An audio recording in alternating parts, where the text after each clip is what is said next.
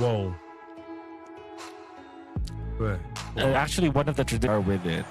All right. There's something that we will be able to discover after this game.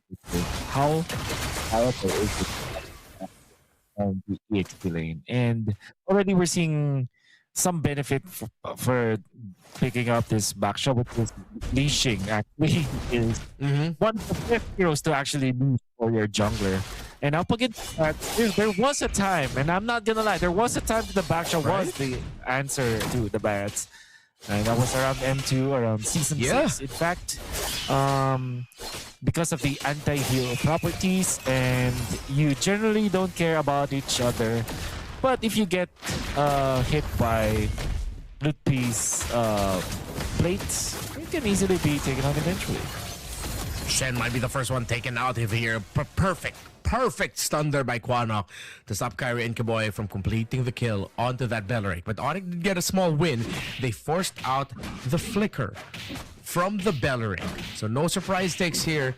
And let's see, maybe, if I remember correctly, the box for the last time we saw it, it had one simple job.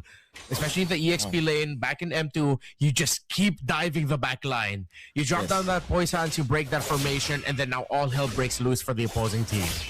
I wonder where... Because it can survive the burst of the Eudora. Yes.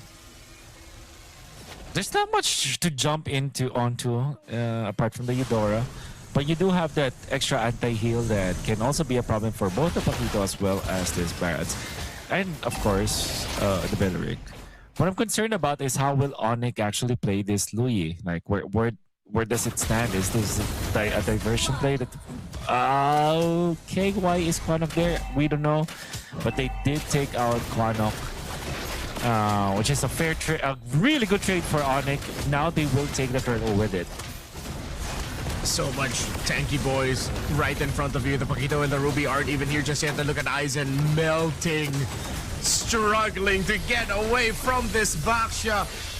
But you still have Xenobomba close by. He looks like he went in a little bit too early. He still has the retribution, but Sans gets the last hit onto that turtle. Lutpi now trying to run away from this. Yaga gets a kill onto Carry. Lutpi brought down really low, but Geekay Esports decide to back off. All things considered, I think they have the better trade-off. They were able to feed a kill, an assist for Xeno, a kill for Yaga, the gold laner. They denied some minions away from the Baxia. So Aizen was quick to react up to the top lane. There's a teleport play.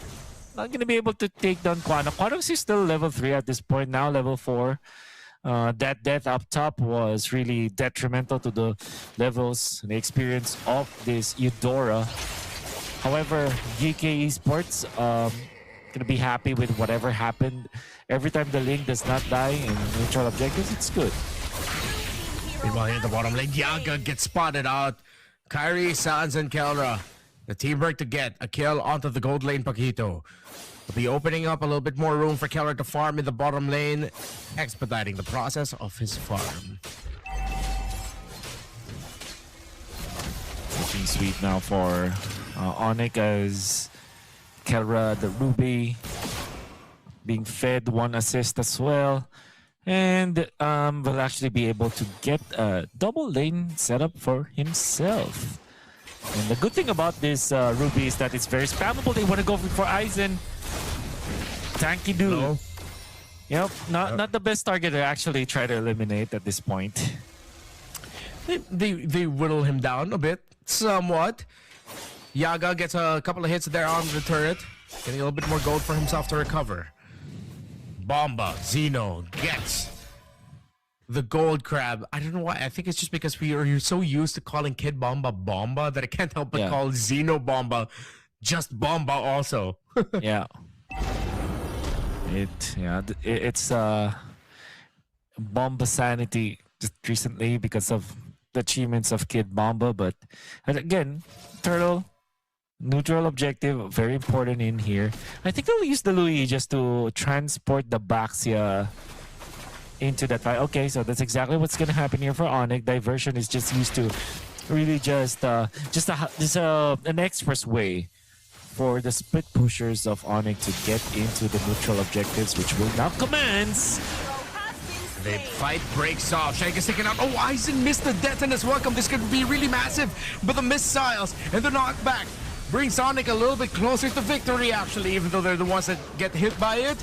And turtle number 2 will be going to ONIC. Let's see if they can build that into an even bigger win as Yaga is trying to clear the minion wave in the bottom lane. Lupi decides to go in for the dive, a little bit of a sidestep and a flicker, but they decide to dive the tower. Instead, Yaga falls to ONIC after Turtle goes to them. 5 people in for ONIC. They take out 2. They will be able to take the turret as well. Zeno just decides to split push. Smart play coming out from Zeno, given what is the situation there for their team, as it was a quick elimination onto Shen. And don't run Wolf King from Kelra. It's perfect. Lupi now, oh, it comes Kelra once again, snagging Quanok. Quanok is down. Now they wanted for the Grand of the Giant, but it comes the Golden Hour to counter the play coming up from Geekay Esports, trapping 2. And of course, the Louis with prepped up duality passive after the Golden Hour. That was the tech that they were looking for. Kyrie diving in, being teleported. Oh, Zeno misses the shot. Kyrie is gonna survive despite him diving too deep. And ONIC is showing us a new tech with this Louis in combination with this Marcel. Lowy, Marcel, Ruby, a lot of close range, but Quanok again gets the burst of a lifetime. But Yaga quickly gets answered. Lupi decides to go forward with the shield unity. Kyrie, iframe, takes out Quanok, gets a damage off. But with Aizen, Zeno, and Shen all healthy, Kelra, Sans, and Kyrie all back off. This combination is nasty from ONIC. It's like it will suck you in. It will just group you up, and it will not let you go and slowly eat you up. That is crazy tech by ONIC that they're showcasing. Oh yeah, we saw that there is little to no reaction that Geekay Esports were able to do afterwards. They lost 2 of their members immediately after the Golden Hour. And fortunately for Geekay Esports, Zeno is still alive, and Zeno is able to farm up top. Kelra smells something awry at top. Yep, Sans again. Sans is more like a ride-hailing app, practically. Yeah. Look at this. I mean, yeah, he literally grabs his team with him. Yeah. And takes them wherever they want to go. Oh, but here comes pedal to the metal. It's Gus for ONIC. They go forward. They get a pick off onto Shen. And GK immediately back away from the turtle. It's all 3 turtles going to ONIC in game number 2. We'll take it. They will now force the issue into the middle. They know that the Paquito is up top. They want to dive in Aizen. This time Zeno threatens for anything. He's just overseeing the operation right now. Oh, Aizen misses the Daytonas again, and he's punished for it.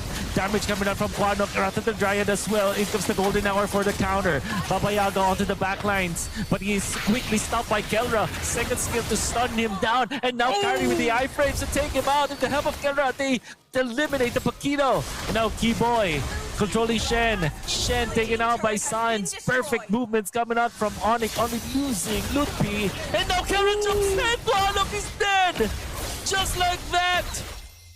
You cannot be stationary against the members of ONIC because everybody can just snag you away and take you down. What is this lineup? Absolutely disgusting by ONIC. And it looks like they've trained and practiced this for a long time with how smooth they're playing it. The flicker, I'm offended, and all of the layering of crowd control before that. Yeah, it's a problem for GK because they're literally immobile against all of this crowd control, the constant procs of the duality and dispersion coming in from Sans and his Lo Yi.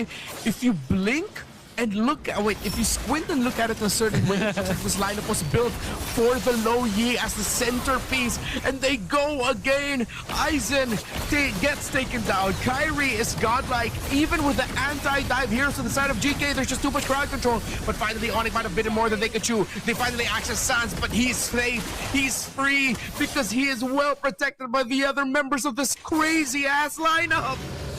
And you can see the reaction coming out from ONIC. It's as if they were expecting Yaga to go in. The moment that the Paquito went in with the flicker, they knew exactly what to do. But it wasn't the flicker that Yaga used, but the mobility coming out of the Paquito and the potential burst onto the backlines. Able to react, protect themselves, peel for each other. Reaction time coming out from ONIC is pristine. And this chaotic lineup that we thought does not make sense. The backshot from the EXP, the Louis third pick. We didn't know that it could be as smooth as this. And ONIC, Coach Yeb, CW will never doubt you again. They have cooked. I guess it works out very well for them too that it's into a lineup with a Paquito gold lane. Yeah. I would have liked to see how this lineup would have fared with a longer distance poke marksman, but I feel like it also might not have made that much of a difference. ONIC would have just continued diving, continued fighting.